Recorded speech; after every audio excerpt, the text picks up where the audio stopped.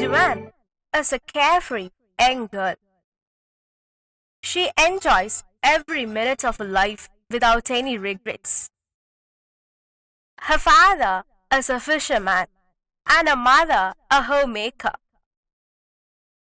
She wakes up at 7, does her morning routine,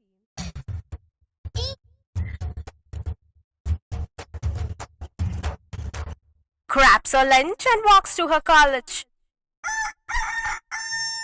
One fine morning, Mom, I'm running late to college. Where's my lunch? Your lunch is in the kitchen, Joanne. Back up. You're going to be late. Joanne picks a plastic bag from the various jute bags and paper bags Mother had stacked up in the shelf, packs her lunch and gets going. On her way to college, she bids farewell to the old uncle who sits in the veranda, every day reading his newspaper. His name is Bob, a retired clerk in his 60s. She is fond of him because he has a habit of buying snacks for her and all other children in the colony. Goodbye, Babu uncle. I'm off to college. Goodbye, dear.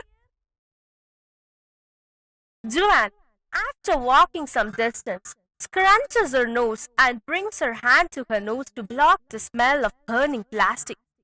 On her way, she sees peddlers selling food items in plastic bags, bustling streets, stray cows with their heads buried in garbage tin, and little children waiting to board their buses.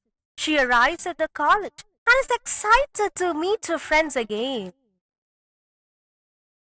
Hey, girls. Did you all do your homeworks? I haven't done mine. I need to finish mine before Mom asks for it. Oh, John, even I haven't done my homework. I spent all evening with my pet dog Brownie and completely forgot about it. I didn't finish my homework either. I was halfway through it when my asthma started acting up. Asthma is really difficult to live with. Are you feeling good now? Yeah, Juan, I'm feeling a lot better now. They go to the canteen during their lunch break and hoard their pockets with Lay's and Kurkure. As the bell rings, they abandon the cast hair and run to their classes. In between classes, they munch on chocolates and make dolls with chocolate wrappers. When the last bell rings, they drop the wrappers in the ground. Joanne, on her way home, sees Vani auntie with a huge bag in her hand. At close quarters, she sees empty masala packets and carry bags tucked inside it. After having a chit-chat with Joanne, Vani auntie goes in the direction of the garbage dump to discharge the bag. Joanne reaches her house and hits the sack at 10 p.m. Next day, she wakes up to the sounds of the morning news. The world is facing a plastic pollution crisis. It is literally everywhere. Her father is watching the news about groundwater contaminated by microplastics and posing a threat to agricultural sites. As her father leaves home early in the morning, she's surprised to see her father sitting there on the chair. Dad, aren't you running late to your work? What work, Juan? Why, Dad? You usually start from home early in the morning. Shouldn't you be rushing to the markets now? Juan, there's hardly any fish left in the sea. They have all eaten the plastic waste we dump in the sea and have become inedible. Eating them could be deadly. My friends have decided to do daily wage jobs to earn a living. This job, which brought food to the table for 20 years, is dead in the water now, and it's time to move on. The situations will change for the better, Dad. Don't worry. It is heart-wrenching for Joanne to see him go through this. As she walks to her college, she looks for Babu uncle, but he is nowhere to be seen. The veranda is his favorite spot, and there's no way he isn't sitting there, and reading his newspaper. She walks to his house and inquires his whereabouts to his wife Sheila, who comes out of the house sporting swollen eyes. Sheila auntie? Sheila auntie, where's Babu uncle? Oh, Shwan, did you know Babu's diagnosed with stage 3 cancer? Doctors are hopeless about his recovery. The doctor said it is due to consuming food from plastic tins and cans. He has always been fond of those. You know very well how delighted he gets to drag himself to the shops nearby. Oh, don't let your hopes down, auntie. He'll be all right. Joanne slowly streaks towards the college. On her way, she sees stray cows lying dead on the road. The smell from the carcasses makes her retch. She remembers seeing them eating the plastics from the garbage tins the other day.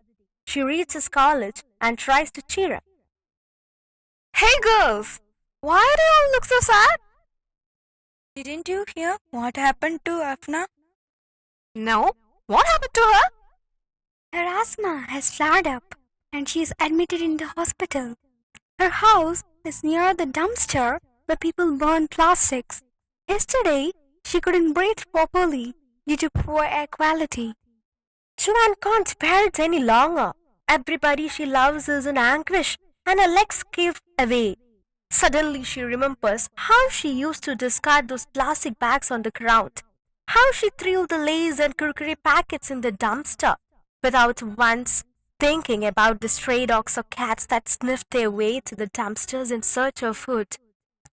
She sighs heavily, believing she too is responsible for everything that's happening around her.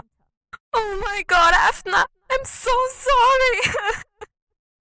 On her way back home in the evening, she listens to the news on radio. She hangs her head and races home. At home, she ponders over all that she heard and saw today. Tears roll down her face. She falls asleep, badly wanting it all to be a dream. Next day, she wakes up in the morning to the sound of a mobile ringing. It's Afna on the phone. Her heart skips a beat. Hello, Afna. I heard you're admitted in the hospital. How do you do now? Admitted in the hospital? What are you rambling about? About you, your asthma flaring up. I heard you couldn't breathe properly. Oh, Joanne, I'm doing good. Although I wheeze occasionally, I'm not in the worst state of getting admitted. Oh, but... Joanne, I called you so that I could remind you to bring your project today. Oh, okay, Afna. Joanne climbs off her bed and looks through the window. She could see Babu uncle looking completely alright sitting on the veranda, skimming the newspaper. She enters her mom about where her dad was. Mom, where is Dad? Joanne, it's no news to you that your father is a fisherman.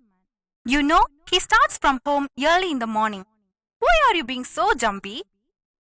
Nothing, Mom. I thought Dad complained about not being able to go to the sea. I also heard that Babu uncle was admitted in the hospital. Oh, John, you have had bad dream. Your father has gone for fishing and Babu uncle is doing all right. Don't rage over it, dear. But Mom, it all looks so real and... Joanne, you are going to be late. Get ready for college. Okay, Mom. If it's just a dream, it's a very bad dream indeed. Joanne let out a sigh and starts to get ready for college. Joanne packs her lunch and this time, instead of taking it in a plastic bag, she uses a manja pie. She resolves to reduce the use of plastics by all means. The dream, although it gave her a mini heart attack, has been an eye-opener. She makes up her mind to encourage everyone to use alternatives to plastic bags. She decided to start her campaign from Uncle Babu's house. With manja pie in her hand, she marches towards his house.